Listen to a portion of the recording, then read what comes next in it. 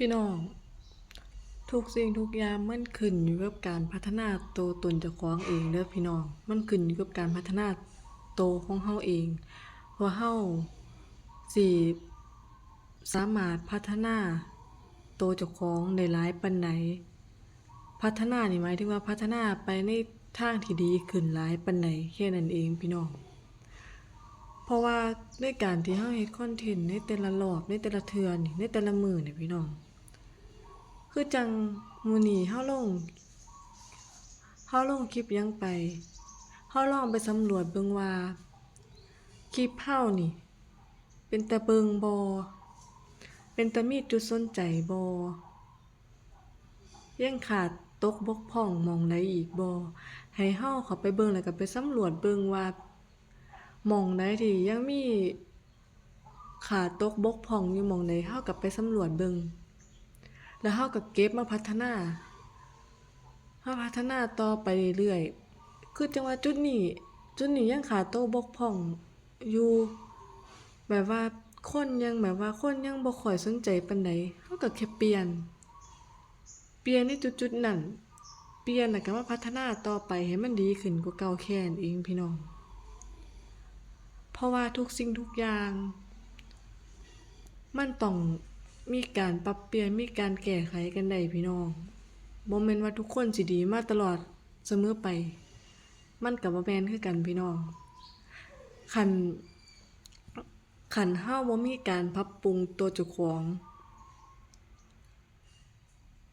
ทุกสิ่งทุกอย่างมันก็บ่ได้ดีขึ้นคือเก่าดอกพี่น้องเพราะว่าการเรียนรู้ก็คือกันการเรียนรู้มันก็เฮ็ดให้เฮาพัฒนาคอนเทนต์พัฒนาเนื้อหาของเฮาในแต่ละแบบทำให้เฮานี่ได้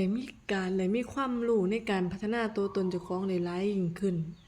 คือจังในการเฮาไปเบิ่งคลิปหมู่นี่พี่น้องเฮาก็ไปสำรวจเบิ่งว่าหมู่เฮ็ด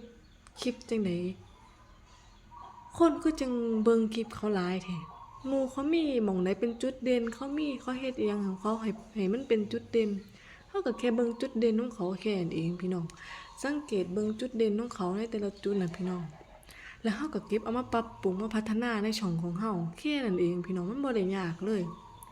แต่ก่อนข้อยก็คิดอยู่เดะว่าคลิปยาวของข้อยนั่นข้อยคิดว่าข้อยเฮ็ดยากแต่ก่อนนี่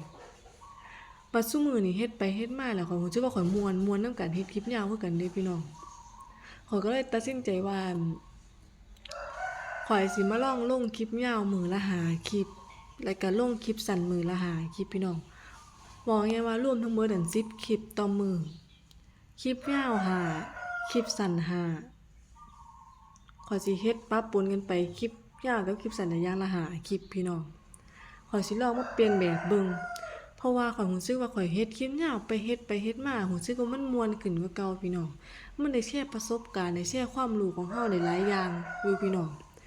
ผู้ใดที่ยังบ่ทันได้เข้าใจตรงจุดใดเฮาก็ยังมีโอกาสได้ได้แนะนำเพิ่นได้พี่น้องนี่แหละข้อยมักจุดเด่นอยู่หม้องนี้ล่ะจุดเด่นของข้อยคือมักการแนะนำให้ผู้คนที่เขาแบบว่าบ่ทันได้รู้หม้องใดจริงๆนี่เฮาก็ยังได้พอแนะนำให้เพิ่นได้รับได้รู้ได้แม่นบ่พี่น้องนั่นล่ะคือการพัฒนาตัวตนของเฮาเด้อพี่น้องเด้อคลิปนี้ข้อยขอฝากถึงการพัฒนาตัวตนของเจ้าของเด้อพี่น้อง